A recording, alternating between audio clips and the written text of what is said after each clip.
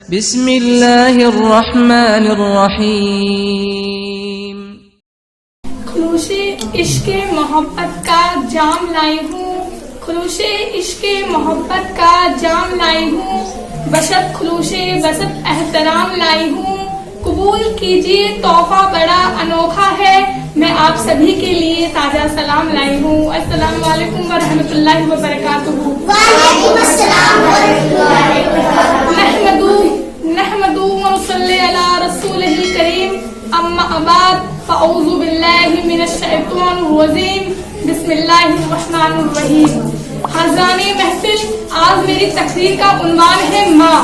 ہمارے حضور فرماتے ہیں جو لوگ دیندار ہونے کی باتیں کرتے ہیں، جو نیک بننے کی باتیں کرتے ہیں، ان کی زندگی میں کبھی شیطان آنے کی وجہ سے وہ اپنے ماں باپ کی نافرمانی کرتے ہیں، کہتے ہیں یہ تو ان پڑھ ہے، یہ تو گوار ہے، یہ تو ظاہر ہے، ہمارا کیا، ہم تو پڑھے لکھے ہیں۔ پر ہماری ایک بات بہت ہی غور سے سننا، ہمارے آقا صلی اللہ تعالیٰ علیہ وسلم فرماتے ہیں، ہمارے آقا صلی اللہ تعالیٰ علیہ وسلم فرماتے ہیں کہ قیامت کے دن ایک بندے کو حاضر کیا جائے گا، قیامت کے دن ایک بندے کو حاضر کیا جائے گا اور وہ بہت ساری نیکی لے کے آئے گا، اتنی ساری نیکی لے کے آئے گا کہ اہل محشر دیکھ کر حیران ہو جائے گا۔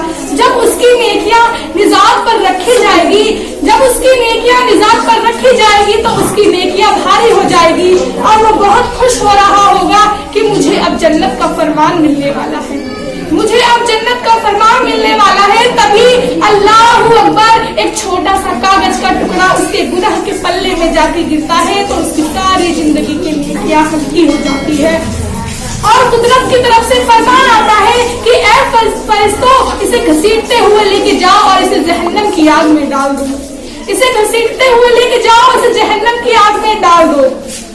معجز سامیان، تو وہ چلا چلا کر کہتا ہے کہ اے میرے مولا، اے میرے خدا، آخر میری ایسی کون سی غلطی تھی جس نے میری نیکیوں نے میری زندگی کا سہارا نہیں دیا۔ ہمارے آقا فرماتے ہیں کہ اے لڑکے، تو سننا چاہتا ہے آخر تو نے ایسی کون سی غلطی کری تھی، تو تو سن، تو نے اپنے ماں باپ کی نافرمانی کی تھی، تو نے اپنے ماں باپ سے مار پیٹ کی بات کی تھی، بس تیری ایک غلطی نے تیری زندگی کا سہارا نہیں دیا۔ معزز سامیان، آج کل سب کی دعا لینا چاہتا ہے، بڑے سے بڑے عالم کی دعا، بڑے سے بڑے پیر کی دعا، بڑے سے بڑے مولانا کی دعا، پر میری بات ایک بہت ہی غور سے سننا، چاہے بڑے سے بڑے عالم کیوں نہ آ جائے، بڑے سے بڑے مولانا کیوں نہ آ جائے، اگر اللہ چاہے تو ان کی دعا قبول بھی کرے گا اور اگر اللہ چاہے تو ان کی دعا رد بھی کر دے گا۔ پر ماں کی دعا اللہ رد نہیں بلکہ قبول فرما لیتا ہے، کیونکہ ماں کی دعا تو زندگی بنا دے گی، کیونکہ ماں کی دعا تو زندگی بنا دے گی، خود روئے گی پر تجھے ہنسا دے گی۔ کبھی بھول کے بھی مت بھولنا ماں کو، ورنہ ایک چھوٹی سی غلطی پوری ہستی ہلا دے گی۔ معزز سامیان، جب اللہ کا عرش جنبش کرنے لگتا ہے تو حضور فرماتے ہیں عرش رک جا۔ عرش کہتا ہے کیسے رکوں، ایک ماں اپنی اولاد کے لیے دعا کر رہی ہے، جب تک اس کی دعا قبول نہیں ہو جاتی میں ہلنا بند نہیں کروں گا، میں رکنا بند نہیں کروں گا۔ حضور بہت پیار سے فرماتے ہیں کہ عرش تو نے تو ہلنا بعد میں شروع کیا، اس سے پہلے ہی ہم نے تیری ماں کی دعا قبول فرما لی، اس سے پہلے ہم نے تیری ماں کی دعا قبول فرما لی۔ معزز سامیان، ایک صحابیہ بائے رسالت میں آ کے فرماتی ہے حضور میری ماں شراب پیتی ہے، کیا میں اس کی خدمت کروں؟ حضور فرماتے ہیں ہاں تو خدمت کر۔ وہ پھر کہتی ہے حضور میری ماں شراب پینے میں کھانے میں جاتی ہے، کیا میں اس کی تو بھی خدمت کروں؟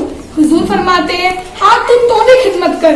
اگر وہ تیری بات نہ مانے اور جب وہ شراب پی کے بے ہوش ہو جائے تو اسے پیار کے ساتھ اٹھا کے اس کے بستر پہ لٹا دینا، کیونکہ یہ اسلام کی تعلیم ہے۔ اگر ہم اپنے ماں باپ کے ساتھ جیسا سلوک کریں گے تو اللہ اکبر تمہاری اولاد اس سے بدتر تمہارے ساتھ سلوک کرے گی۔ اگر ہم اپنے ماں باپ کے ساتھ اچھے سے خدمت کریں گے تو ماشاءاللہ آپ کی اولاد بھی اس سے زیادہ آپ کی خدمت کرے گی۔ بس میں اپنی چھوٹی سی تقریر ایک شعر کے ساتھ پوری کرنی چاہوں گی۔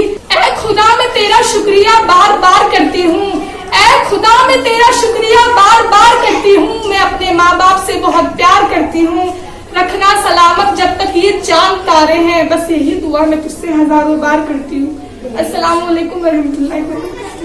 وعلیکم السلام ورحمۃ اللہ.